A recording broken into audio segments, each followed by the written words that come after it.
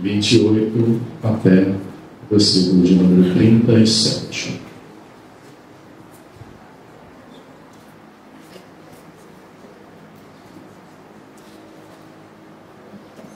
Todas estas coisas vieram sobre o rei Nabucodonosor.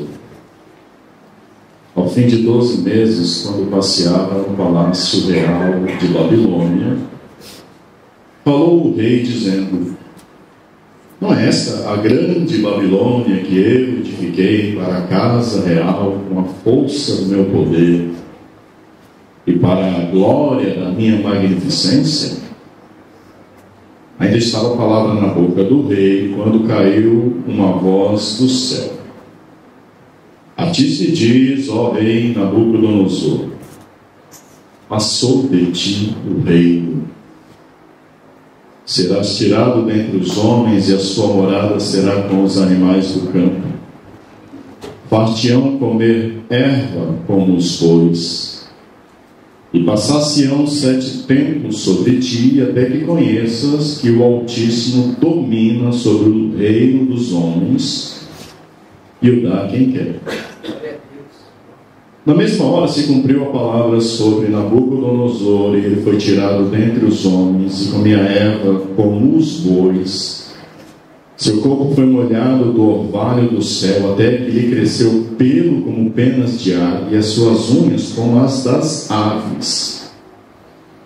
Verso 37. Mas ao fim daqueles dias, eu, Nabucodonosor, levantei os meus olhos ao céu, e tornou-me a vir o entendimento, e eu bendisse o Altíssimo, e louvei e glorifiquei ao que vive para sempre, cujo domínio é um domínio sempre eterno, e cujo reino é de geração em geração. E todos os moradores da terra são reputados em nada, e segundo a sua vontade ele opera com o exército do céu e os moradores da terra. Não há quem possa estorvar a sua mão e lhe diga: que fazes? No mesmo tempo tornou a vir a mim o meu entendimento, e para a dignidade do meu reino tornou-me a vir a minha majestade e o meu resplendor. E buscaram-me os meus conselheiros e os meus senhores, e fui restabelecido no meu reino, e a minha glória foi aumentada. Agora, pois, eu, Nabucodonosor, louvo, exalço e glorifico ao Rei do céu, porque todas as suas obras são verdade e os seus caminhos juízo, e pode humilhar aos que andam na soberba. Amém. Os livros de história falaram muito sobre Nabucodonosor. A importância desse homem como um personagem político, militar, é indiscutível. Nabucodonosor governou sobre o maior império da antiguidade. O nome dele está registrado em uma coluna que foi encontrada recentemente na Mesopotâmia, uma coluna de basalto negro na Mesopotâmia, onde tem uma inscrição que fala: o glorioso príncipe e o valente filho do Deus negro, rei da Mesopotâmia, Nabucodonosor sou eu. Por aí você tira quem era esse homem. Nabucodonosor é a própria personificação do poder. Nabucodonosor era um homem que jamais aceitou um não como resposta. Ele não se curvou perante ninguém.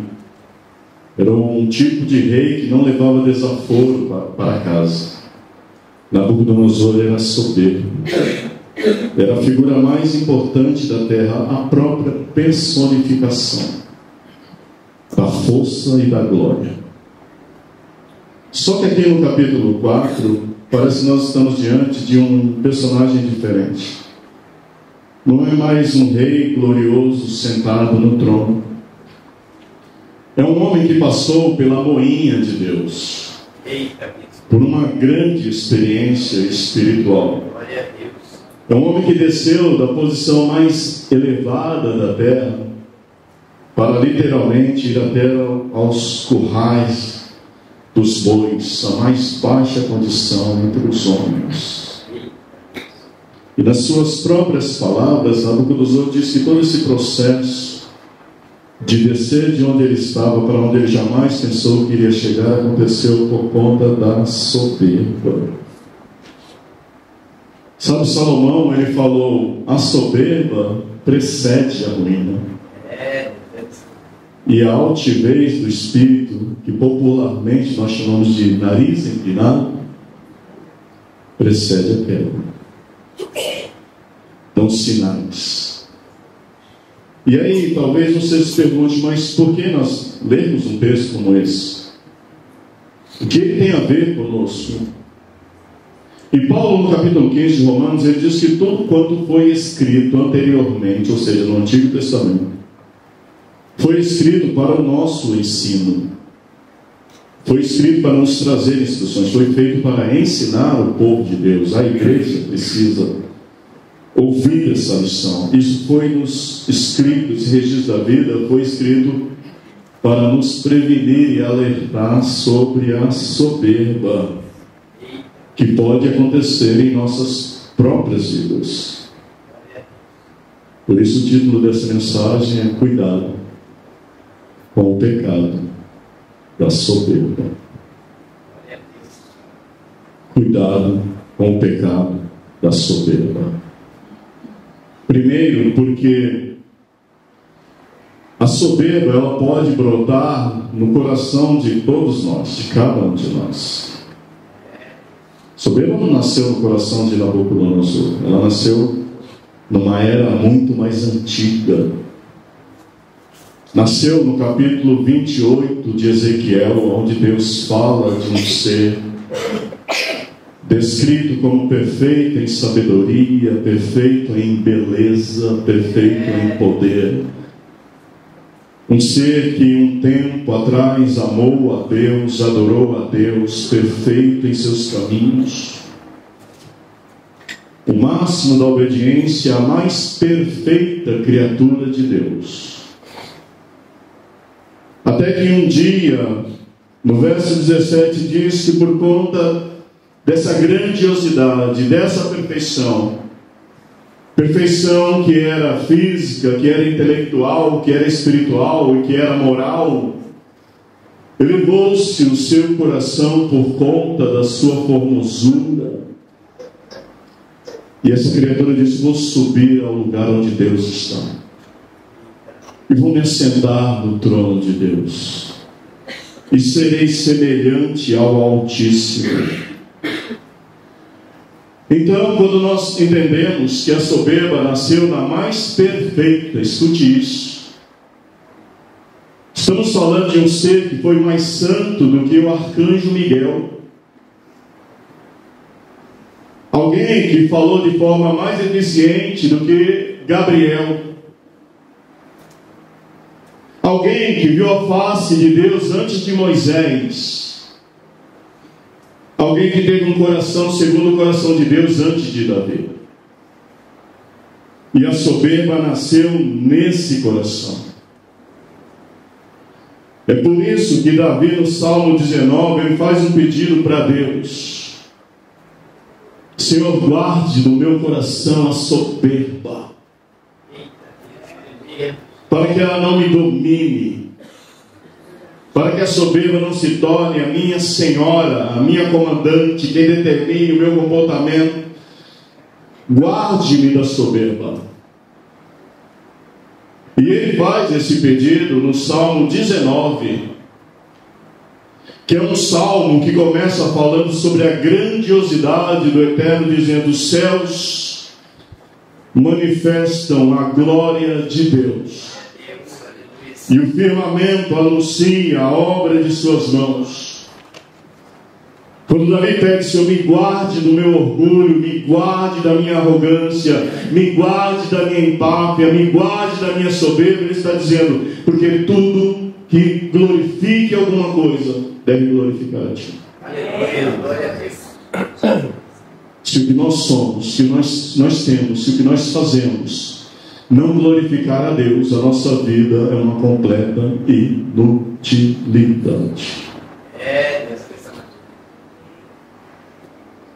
A criação existe para glorificar a Deus.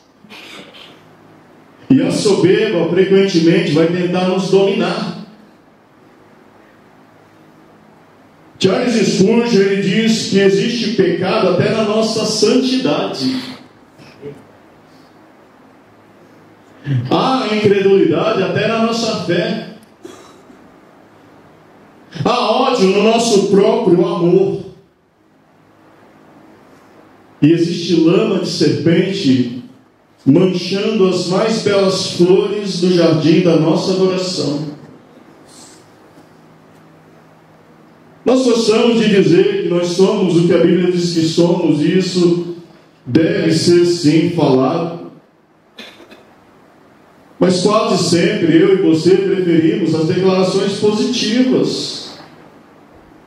Que nós somos reis, que nós somos sacerdotes, que nós somos luz do mundo.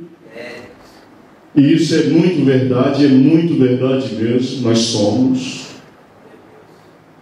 Mas quando nós abrimos Mateus capítulo 7, versículo 11, Jesus fala assim: vocês são maus. E eu entendo que essa fala está dentro do mais famoso discurso de Jesus. Jesus pega pessoas que estão se aproximando dele para ouvir a ele, estão aprendendo que ele é o Messias, e ele fala: vocês são maus.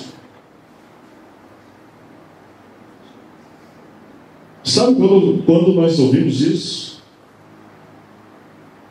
Nós temos assim duas opções. Ou pensar que Jesus exagerou nas palavras, ele escolheu mal as suas palavras, que podia ter sido mais ameno, mais politicamente correto, mais ético, não falar que o povo que está perto dele era mau. Ou nós temos que admitir que isso é uma verdade, eu e você somos maus. Nosso coração tem muita facilidade de brotar a soberba, mas muita facilidade mesmo. É por isso que temos brigas, temos discussões, temos insubmissões, temos divisões, temos problemas, temos inimizades no meio do povo de Deus, porque a soberba está brotando nos nossos corações. Sabe, irmão, nós somos maus. Eu gosto muito da frase que fala assim, que tudo que você enxergar de bom em mim é Deus. Tudo que é de bom em nós é Deus. Tudo que é de mal é só nós mesmos. O que tem de mal não é diabo na nossa vida, somos nós mesmos. Os maus pensamentos, os maus sentimentos, as más emoções, as más decisões. Não, diabo. Me desculpe, nem adianta você processar o diabo, você não vai ganhar a causa. Porque o réu é você. E o réu sou eu. Então a soberba pode brotar sobre todos nós. Ou no coração de todos nós. Eu acho que está na hora de nós orarmos como Davi. Fala: Senhor, me guarde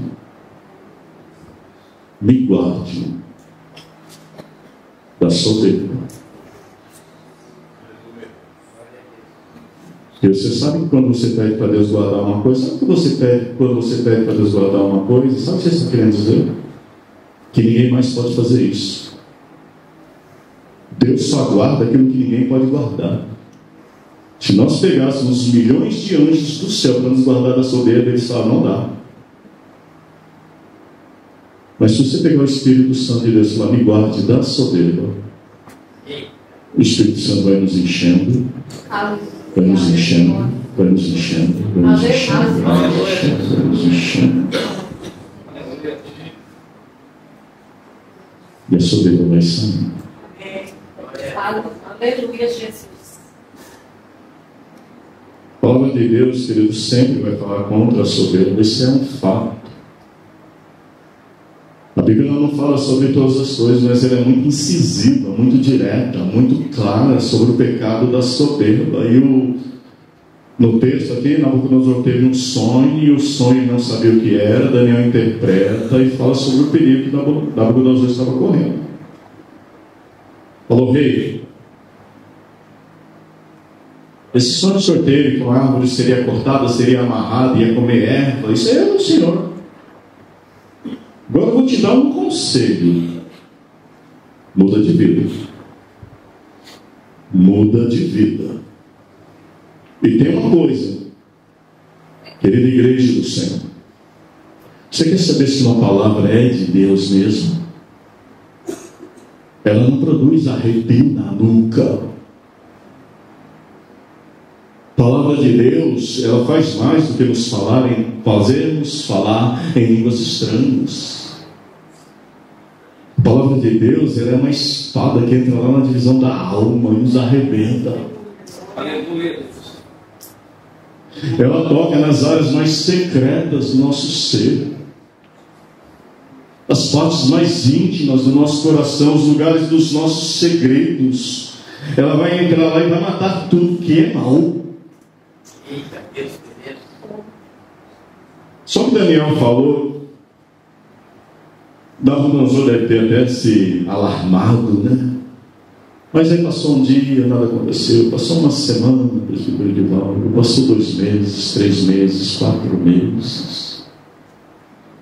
Não aconteceu nada, mas a palavra era de Daniel ou de Deus? Aleluia. A palavra de Deus que não adianta, não atrasa. No tempo que Ele quer fazer essa palavra se cumprir, Ele faz. Se é a palavra de Deus, se cumpre. Passou um ano, e aí Nabucodonosor não acreditava naquela profecia, mas todo soberbo vai sofrer algum tipo de consequência. Sabe, o mundo ele tem nomes bonitos para soberbo. A gente não fala a pessoa é soberba, a gente fala é autoconfiante. Não é soberbo, tem um gênio forte. Vocês gostam dessa? Essa é a preferida do cão. Tem uma personalidade forte.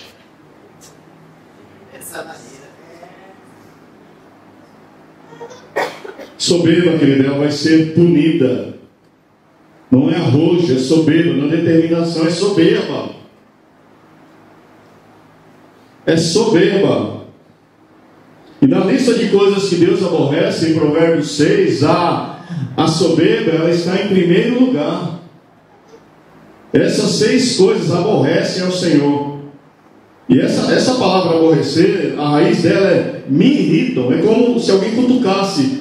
Já viu uma coisa que te irrita? Um cutucão. Cutucão. Já viu que eles dizem assim: mãe, ô mãe, ô mãe, ô mãe, ô mãe. Já viu esse jeito? Ô mãe, ô mãe, ô mãe, ô mãe. Que é? Nada. A soberba é a pessoa como cutucões em Deus. Ó Deus, ó Deus, ó Deus, ó Deus, ó Deus. E Deus fala assim que a soberba, os olhos altivos, Ele aborrece. Então demorou 1 ano para se cumprir. Não foi por falta de poder de Deus, não. Foi por causa da longanimidade de Deus. Porque Deus é um Deus gracioso. Aleluia, Deus. É um Deus, querido, que está nos lembrando. Nós não vamos chegar ao céu, não se iluda. Não vamos chegar ao céu com soberba. Não vamos chegar ao céu com soberbo. Pelo contrário, o soberbo foi expulso de lá. Não vamos chegar se a santificação não tirar de nós a soberba. E às vezes a gente confunde. Não, mas não aconteceu nada. Faz tempo que a palavra fala sobre arrogância. Faz tempo que a palavra fala sobre soberba. Faz tempo que a palavra fala sobre ignorância. Faz tempo que a palavra fala sobre pecado. Faz tempo que fala sobre inimizade, sobre briga. Faz tempo. Não aconteceu nada. Não aconteceu porque Deus está dando um tempo para o arrependimento. Porque lá em Isaías, no capítulo 2, Isaías ele profetiza em um futuro, e escute isso, é para o povo de Deus. Você leia lá, você vai ver que ele está falando com o crente. Ele está falando, porque o dia do Senhor dos Exércitos será contra todo o soberbo e orgulhoso de coração, contra todo aquele que se exalta, para que eu, o Senhor, o abata.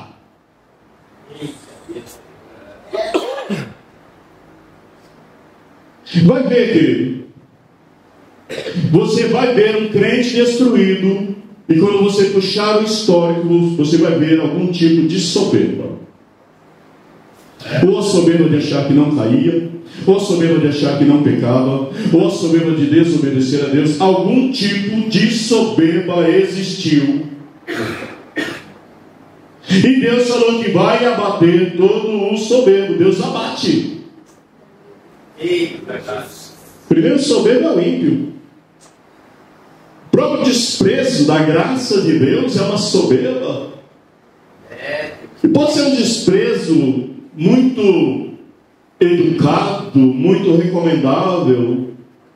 Não, eu não aceito a Cristo, mas eu não me converto, eu não me entrego, mas eu não pratico mal algum. Soberba. Achar que nossas obras são mais preciosas que o sangue de Cristo. Soberba. O segundo soberbo é o que faz parte do povo de Deus, mas endurece o coração.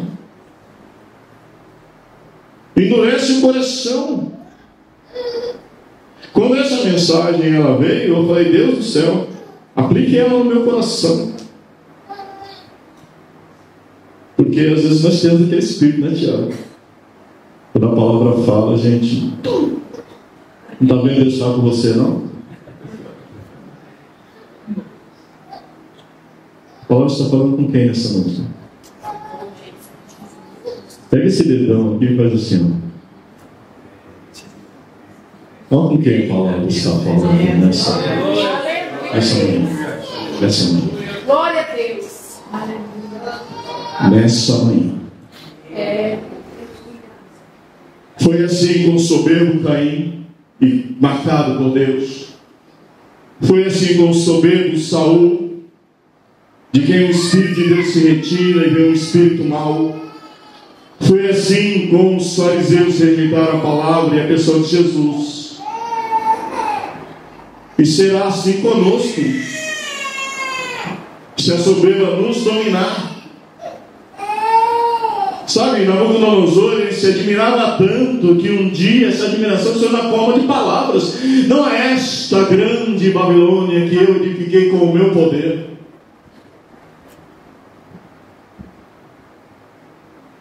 Não é esta a grande obra que eu fiz. Não é este o grande talento que eu possuo. Não é essa a minha grande inteligência. Não são esses os meus grandes recursos. Não é esse o meu grande talento. Não é esse o meu grande ministério. De vez em quando você não percebe um demôniozinho voando nas nossas cabeças, dizendo: que grande você é, que grande você é, que grande você é. Nessa hora eu acredito que nós temos que nos prostrar e falar: porque grande és tu, maravilhas fazes tu, não há outro igual a ti. Não há outro. Aleluia, Jesus. Glória a Deus. Aleluia, santo, santo. Babilônia era grande, isso é verdade. Jardins suspensos da Babilônia eram uma das 7 maravilhas do mundo antigo. A porta de Shitar era uma das mais belas obras da antiguidade, era da Babilônia. Era uma grande realização, era um grande talento, sim. Mas o problema das nossas grandes realizações, escute isso, é que as nossas grandes realizações podem nos corromper. John Bunyan, que foi o escritor do Peregrino, ele falou que os adversários da obra fizeram uma estratégia.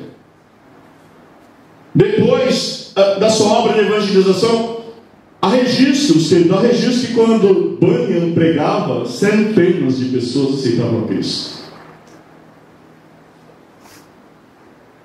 E aí pessoas maldosas, eu não digo pessoas sinceras, mas pessoas maldosas, subiram um dia ao púlpito, junto com o pastor Bunyan, e falaram para ele: pastor Bunyan, eu acredito que na terra não tenha ninguém que pregue melhor que o Senhor. E ele falou assim: não diga isso. O diabo acabou de dizer a mesma coisa para mim em cima do púlpito. Grande é o Senhor. Grande é Deus. O próprio Paulo precisou aprender isso.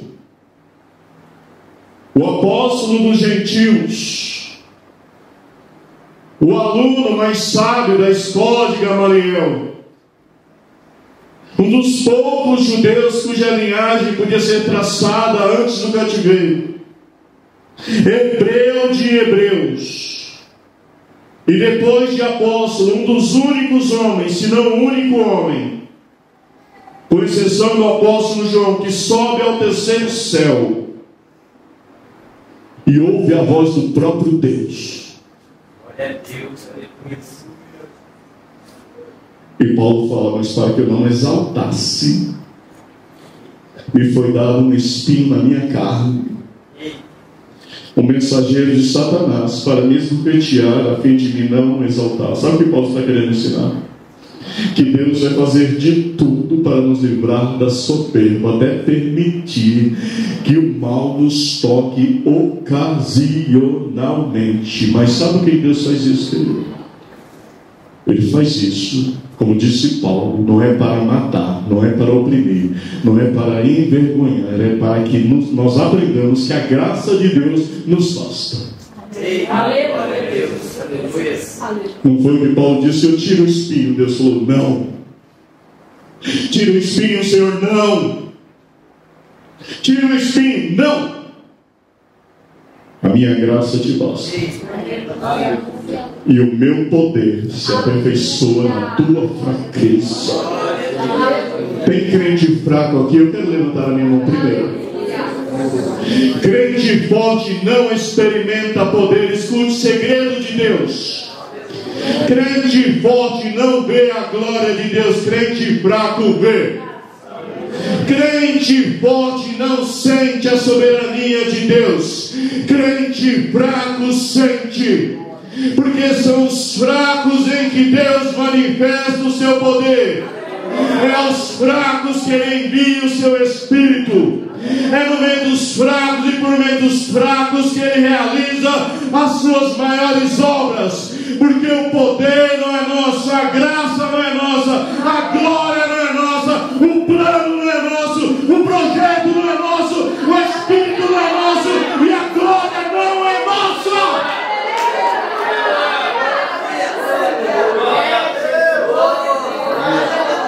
Porque dele, por ele,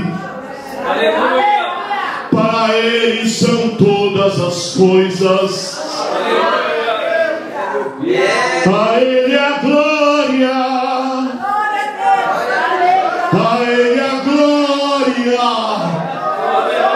a ele a glória.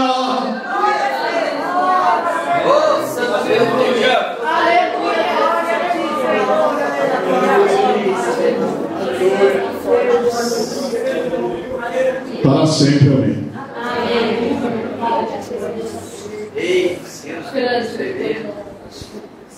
Mas tem uma notícia boa, queridos, que a minha soberba e a sua soberba pode ser vencida. Você dá uma glória a Deus por isso? E não vai ser vencido porque eu estou dizendo que é uma luta fácil, não.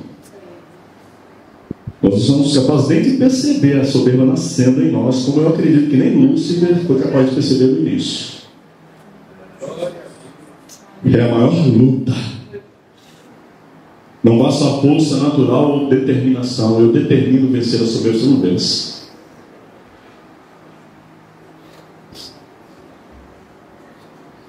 Sabe o que nós temos? Nós temos que pedir, primeiro, para que o Senhor nos examine. O Senhor nos examine, querido. O olho dele é mais perfeito do que uma tomografia computadorizada. A mente dele vê mais com clareza do que ressonância. E Davi falou: Senhor, ore em si. Ore para mim. Veja se há em mim algum caminho mau. Isso que está falando é o homem segundo o coração de Deus, muito melhor do que eu e você, falando: veja se há em mim algum caminho mau. Porque eu não vejo. É preciso entender, querido, que Deus vai fazer de tudo para tirar a soberba do nosso coração. Podem ser perdas, podem ser provações, podem ser desertos, podem ser tempestades, podem ser problemas. Nabucodonosor entrou em um processo de 7 anos até que a soberba foi retirada dele. Sabe o que eu aprendo aqui? A provação de Deus, ela tem uma duração que não pode ser alterada. Se Deus determinar um processo para mim, para a tua vida, que vai durar 5 anos, você pode jejuar, você pode orar, você pode clamar, você pode pedir para o profeta pôr a mão na cabeça, você pode buscar sal nessas igrejas, você pode se banhar de óleo, você pode fazer o que for, vai durar 5 anos. Vai durar 5 anos. Mas tem algumas coisas que elas demoram porque nós somos teimosos. Porque Deus fala: muda, não muda, fala: muda, não muda, muda, não muda, e Deus vai deixando até que a soberba saia de nós. Queremos vitória nessa manhã? Reconhecemos que a soberba é um inimigo terrível, mas hoje ela pode ser vencida. Hoje ela pode ser vencida. Fala com o Espírito Santo, entra aqui, Pai. Entra aqui dentro e tira essas coisas. E sabe por que eu digo que a soberba pode ser vencida? Por causa de Nabucodonosor. Ele fala que levantou os olhos ao céu, tornou a vir o seu entendimento, ele bendisse e louvou a Deus. O homem mais soberbo do mundo começou o processo com o homem que dizia: eu sou o grande rei, e terminou o dia dizendo: o rei é Deus. Eita Deus, aleluia. O homem que falava: eu, Nabucodonosor, filho de Nebo, rei da Babilônia, o rei sou eu. Termina o dia, termina o processo dizendo: o Senhor pode humilhar os que andam na soberba. Ele faz o que Ele quer. Ele faz o que Ele quer.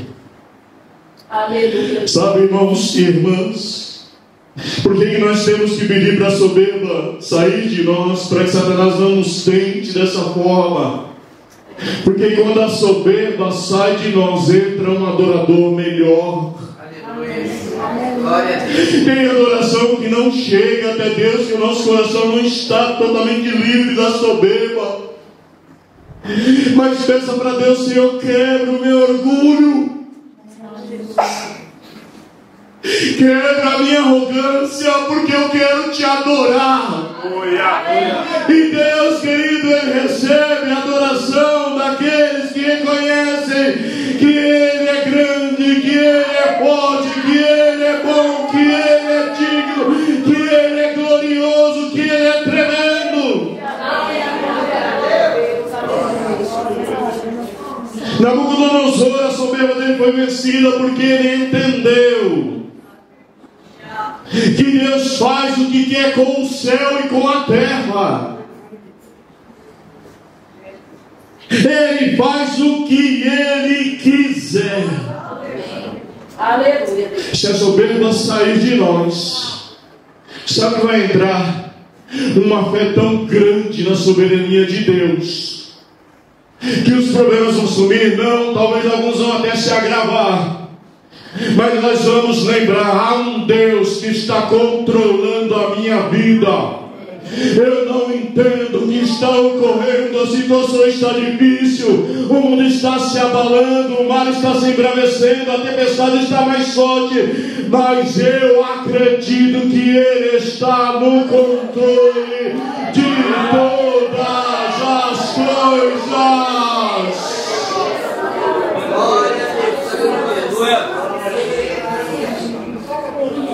E por último, você pode ficar em pé, por gentileza?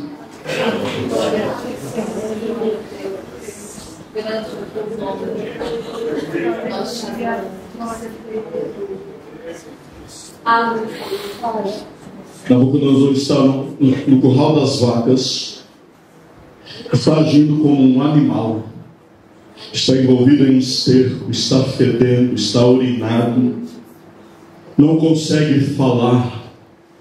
A glória dele foi esquecida.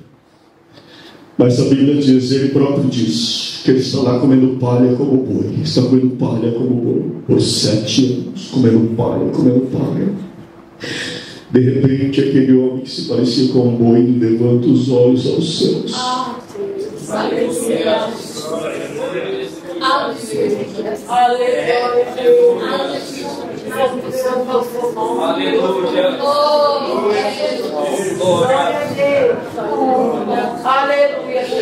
Ele fala, tornou a vir o meu entendimento. E ele fala assim: a minha glória foi aumentada. Ele era o maior homem da terra, e ele volta para uma glória ainda maior.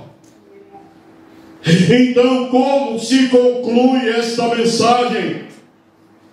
Lembrando, querido, que não são os poderosos, como Paulo diz, não são os nobres, mas são as coisas que não são as vis e as desprezíveis, para que ninguém se glorie perante Ele.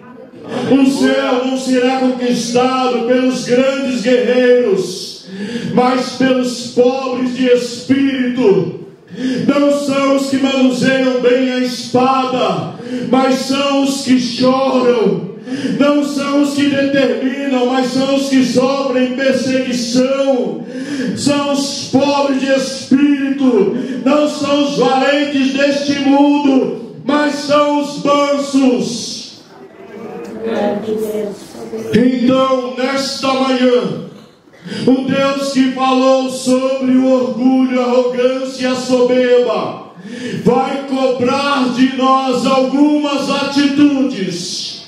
A atitude de se humilhar, pedir perdão, buscar reconciliação, consertar o que está errado. E aos olhos do mundo, o mundo vai falar, mas isso vai diminuir a glória. É humilhação demais, é se curvar demais. Mas a glória de quem faz isso será uma glória extraordinária, porque neste mundo, aquele que se humilha debaixo da potente mão de Deus será colocado na mais alta posição do universo entre as criaturas de Deus. Verão o Cordeiro na sua glória, serão levados até as margens do rio da vida e se assentarão no trono do próprio Deus. Não haverá mais morte, nem pranto, nem clamor, nem dor. E agora eu queria deixar uma pergunta: vale a pena se humilhar?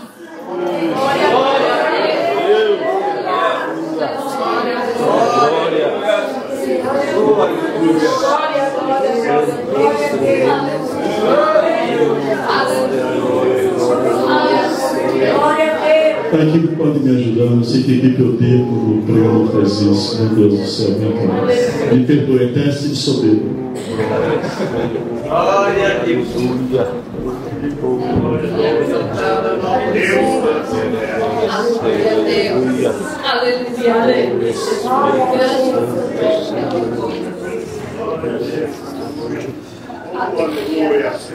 Vamos cantar em forma de humilhação, de adoração.